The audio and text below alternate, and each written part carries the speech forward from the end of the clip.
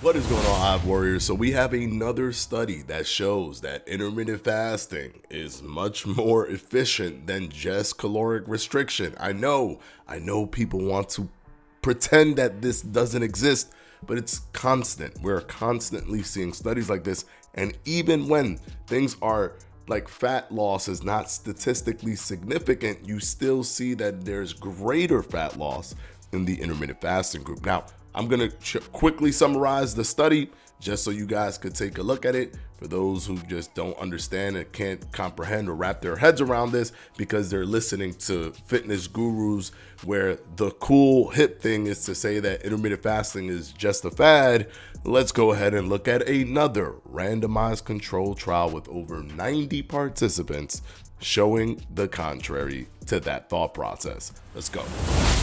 Okay guys, so this is the effectiveness of early time restricted eating for weight loss, fat loss, and cardiometabolic health in adults with obesity. It was a randomized clinical trial and it had a control arm. So basically they had people who just did continuous energy restriction, and then they had the early time restricted feeding. They both groups, guys, because this is another thing that a lot of people like to, well, of course, because they're fasting, and both groups were instructed to eat 500 calories less for weight loss. So they were both on the same type of calorie restriction. It's just the difference is only that one group is doing intermittent fasting and the other group is doing continuous energy restriction. All right, the study was a 14-week parallel arm, which means both the intervention group, which is the intermittent fasting group, and the control group, which is continuous energy restriction group, were doing it at the same time. Randomized clinical trial conducted between August 18th and April 2020. Now, this study published in 2022, and it was run by Humaira Jamshid and colleagues. Now, let's look at certain important points. The early time restricted eating intervention also improved the diastolic blood pressure. So this is good for hypertension as well. And mood disturbances, including fatigue, inertia, vigor, activity, and depression, dejection. So all those things were improved, contrary to what people think. Oh, you'll be more depressed. You're not eating. You'll be more fatigued. You're not eating. There's going to be all these problems. It's not that you're not eating. You're intermittently eating throughout the day. And it actually helps improve a lot of those factors that a lot of people just create this mental trope of intermittent fasting because they want to chastise the fact that it's fasting, right? They want to make sure that, oh, let's keep piling on the thought process of what people think fasting is, the negative thought processes of fasting.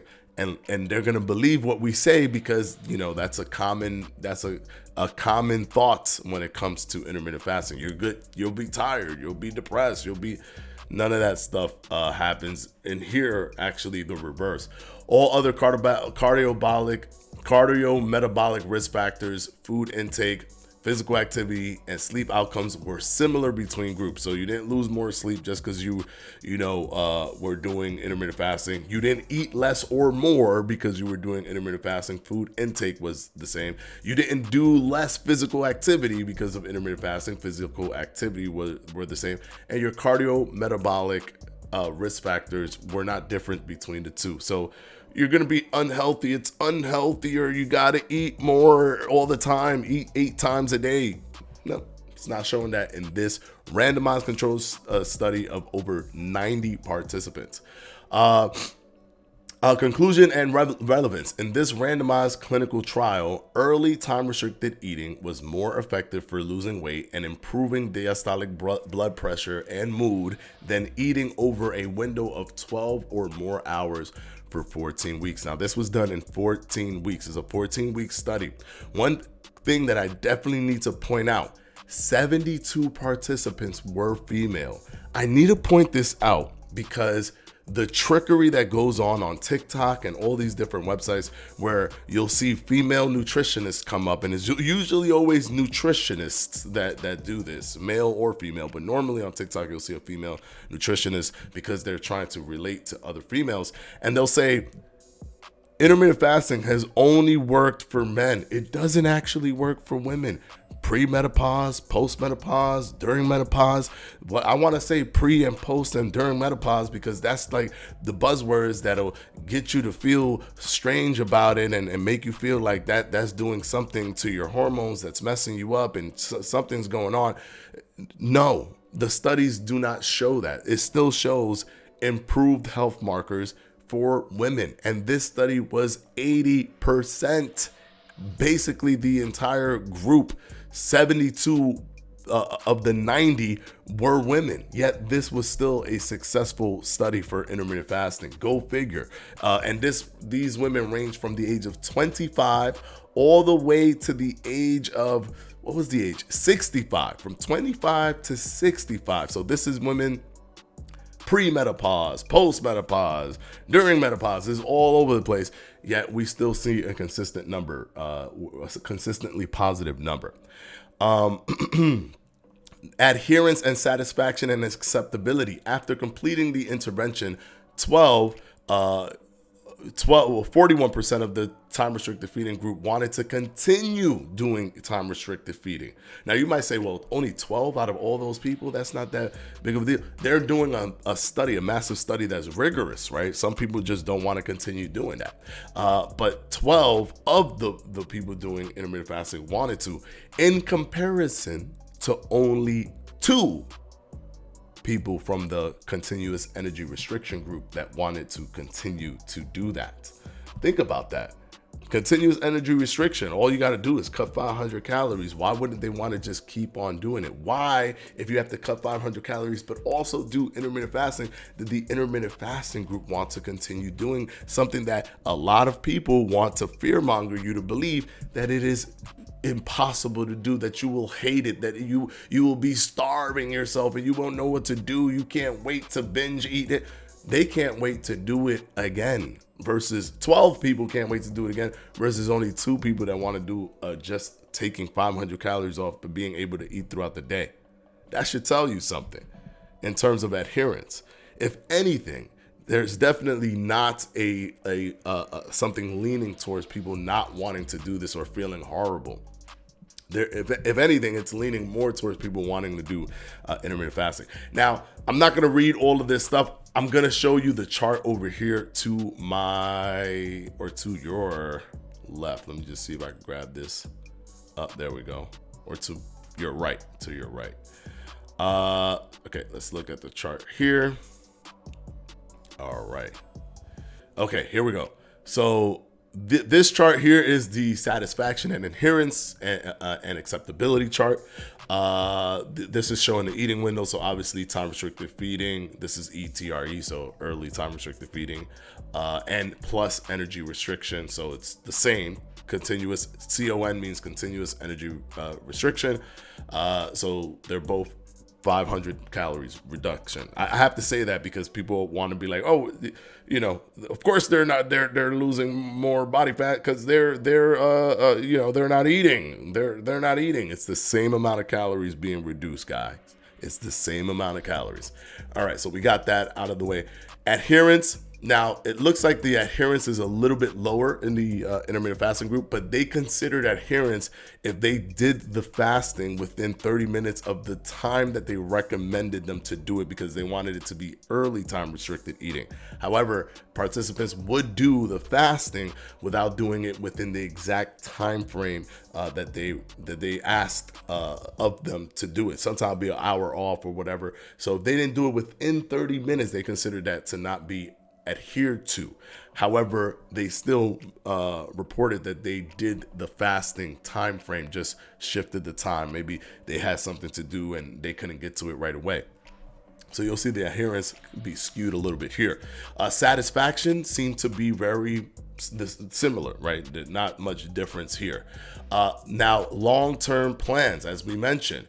So this is no time, like nothing at all no time restricted feeding or continuous energy restriction. This is how many people wanted to not continue to do it and not continue to do it when it comes to just not doing anything at all.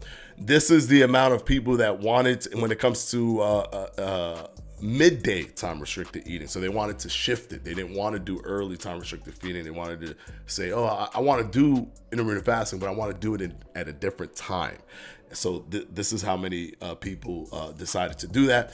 And then when it comes to early time restricted feeding, this is the percentage of people that wanted to do that, right? So about 41% decided to, oh, I'll do the exact same thing that you guys put me through for this study of 14 weeks. But here's the bigger, more important thing that I want to talk about. We scroll down. Let's look at the weight loss, the fat mass, the fat-free mass, and the fat loss, overall weight loss, right? The absolute fat loss. So weight loss, much greater. And look at the p-values, 0.02, 0.007, 0.002, which means it's all statistically significant, because all you got to do is be less than 0.05 to hit statistical significance. So look, you can see it all. It's all statistically significant, and it's lower by every week by every check-in week, right? So every 2 weeks they were checking in. So week 2, they were lower in the intermittent fasting group. Week 4, the intermittent fasting group is the squares, the dark squares. Week 4, lower. Week 6, lower. Week 7, even lower. The gap was large. I'm sorry, week 8, the gap was large. Week 10, lower. Week 12, the gap was even larger. And then week 14, the gap was even larger. So on a regression formula, you'll start to see that the gap is widening and widening and widening and widening, where more weight loss is coming from the intermittent fasting group than from the intervention group, the continuous energy restriction group. If they were to continue this and stay on the exact same path for 4 more months or 6 more months, who's to say that that gap won't be massively different, especially as you see that there's a trend where it's trending wider and wider. The separation is wider and wider between the groups. But now let's look at fat mass. Notice this is minus, right? So this is changes in kilograms. So everything is in kilograms. This was also in kilograms. So it's more than just what you see here in terms of pounds. I don't want to do the math to switch it over. It's kilograms, but kilograms is more than pounds. All right, so we're looking at kilograms here, and look at the difference. This is time restricted feeding right here. This is continuous energy restriction.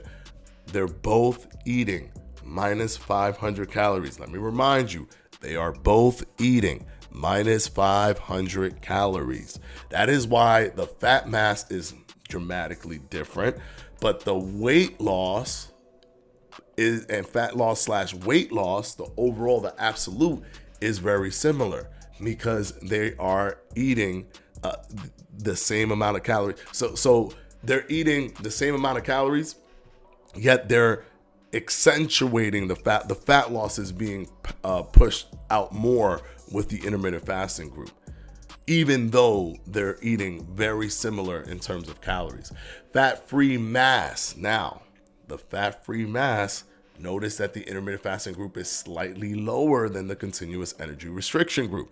This is why I tell people it's better for people who are overweight to do intermittent fasting. Don't listen to these podcast people that don't know what they're saying. They don't use any studies. They don't like to use science-backed information. They just like to say what they feel, the tropes. What's the tropes of intermittent fasting? It's unhealthy. Therefore, I'm going to say for overweight people to not use it. I'll just say for people who already are healthy to use. No, it's not optimal, because you're not going to maintain. If the goal is to lose body fat, notice that this is very effective, right? Look at the difference in fat mass reduction. But if the goal is to maintain as much muscle as possible, although this is not statistically significant, like this right here is also not statistically significant, the slight edge goes to continuous energy restriction, where you can continuously eat, right? Where you can eat throughout the day. You don't have to stop yourself from eating. They get that slight edge in muscle preservation and muscle retention. So if you're already lean, why in the world would you want to use intermittent fasting for weight loss purposes? That doesn't make any sense. For fat loss purposes, when you could use something else. If you're trying to optimize, you still can use it if you want. If you're trying to be at the most optimal level, it doesn't make sense for a person who's lean to decide to use it versus a person who's overweight. The overweight person would benefit much more from intermittent fasting because of the differences in fat reduction, and also because they're not going to be optimally protecting muscle as much as continuous energy restriction, where you could continuously eat throughout the day. So this is just another randomized controlled trial, which is one of the most powerful methodologies in study design, where you have an intervention group, a control group. You make them do the exact same thing. Physical activity was the same. Everything was the same. You make them do the exact same thing, and then you test, right? You randomize them. You put them in the groups randomly, and then you test to see what happens. And it's always consistently these numbers. We're always seeing these numbers. There's always more fat mass reduction in the intermittent fasting group, more fat-free mass, which could be water and stuff, but this could, lend to muscle tissue as well.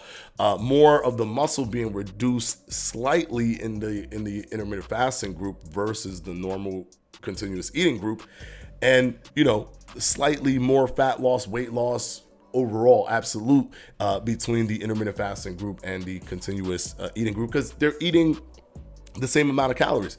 But the powerful thing is that is always consistent. Even if it's slight, even if it's a little bit bigger, whatever, it's always consistently more body fat is lost in the intermittent fasting group and more muscle is lost in the intermittent fasting group, making this more optimal for those who are overweight as opposed to those who are already lean. Now, there are other things that come from intermittent fasting that if you're lean, you can use it for. And if you're willing to sacrifice that little bit of optimization for muscle retention to get all those other benefits, right, that come from intermittent fasting, then you can go ahead and do that. That's your prerogative, and you're not going to lose all your muscles, but you just won't be as optimal. That's all it is.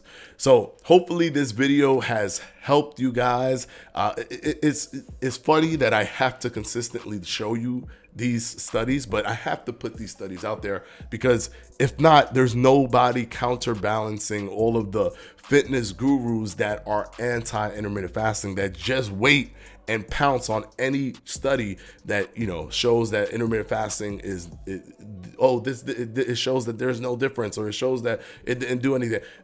They're pouncing on those studies without breaking it down to this degree, because if it shows no statistical significance, they're not going to show you the chart that shows that even though it's not statistically significant, intermittent fasting still held a better position when it came to fat loss or weight loss. And remember, small, like to them, statistically significant could be 5 pounds of weight. Oh, you lost 5 pounds. That's not statistically significant, but it's still, this is 5 pounds of body fat. That's still, that it might not be statistically significant over the course of a long period of time, but that is still visually significant. It's still fat loss, right? All right, so until the next one, guys, I hope you guys enjoyed this. Of course, we're going to continue to look at studies. I just can't stand when people just sit and say it doesn't work, it doesn't, without even caring about the studies at all, and then flip the ideology of what works and who should use it and who shouldn't. Or when people just cherry pick studies. And they cherry pick studies that are not even more rigorous than this one, right? It won't be a randomized control trial. It would be ad libitum, right? It'll be, they could eat whatever they want. It won't be as controlled as this one, but they'll use that one and they won't talk about this one. That's a much more powerful design. That's the trickery that people do when it comes to trying to bring down intermittent fasting and be the counter to intermittent fasting, which a lot of fitness gurus are finding is very popular to do. So over here at Fledge Fitness, we're going to counterbalance that. All right, until the next one, guys, peace.